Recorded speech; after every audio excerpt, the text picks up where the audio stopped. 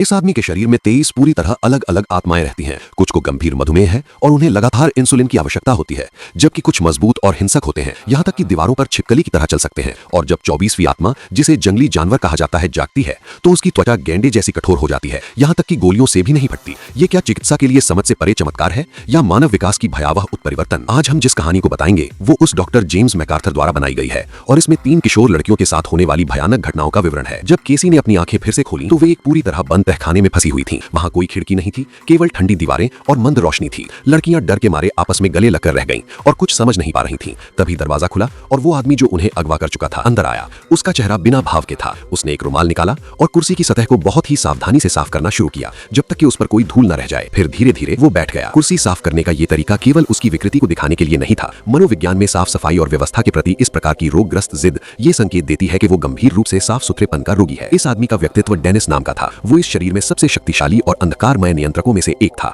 वो तीनों लड़कियों को सामान चुनते हुए जांचता हुआ देख रहा था। उसकी नजर आखिरकार काली स्टॉकिंग पहने मार्सिया पर टिकी। मैंने तुम्हारे दोस्त को चुना। मार्सिया की चीख सुनकर केसी सोचता है कि अब उसकी मौत निश्चित है, लेकिन डेनिस ने नफरत भरे अंदाज में उसे तहखाने में वापस फेंक दिया। शायद उसने केसी की सलाह सुनी या फिर डर के कारण मार्सिया ने अपने मूत्र पर नियंत्रण खो दिया। ये डेनिस के लिए, जो गंभीर रूप से साफ सुथरेपन का रोगी था, किसी आपदा से कम नहीं था। कुछ समय बाद डेनिस फिर आया। इस बार उसने पहले जैसी हिंसा नहीं दिखाई, बल्कि सफाई के उपकरण लेकर आया और लड़कियों को मजबूर किया कि वे जमीन की सफाई करें। उसने लड़कियों से कहा कि वे पवित्र भोज हैं और आश्वासन दिया कि वो अब उन्हें नहीं छुएगा। पवित्र भोज शब्द सुनने में किसी पंथ के अनुष्ठान जैसा लगता है। ऐसा प्रतीत होता है कि अब वे केवल इच्छा की वस्ती नहीं, बल्कि उच्च दर्जे की भेंट है। जब लड़कियां इस बात को समझने की कोशिश कर रही थीं, तभी दरवाजे के बाहर से ऊंची हील वाली जूते की खनक सुनाई दी। वे जल्दी से दरवाजे की दरार पर गईं और बाहर जोर जोर से मदद के लिए चिल्लाईं, पापा हम यहाँ हैं, हम यहाँ हैं, न न न अंदर मत आओ। लेकिन जब दरवाजा धक्का देकर खोला गया तो हवा ठंडी पड़ गई। दरवाजे पर वही गंजा आदमी था, लेकिन इस बार उसने महिला वस्त्र और हाई नेक स्वेटर पहना था, जो महिला जैसी नरम छवि प्रस्तुत कर रहा था।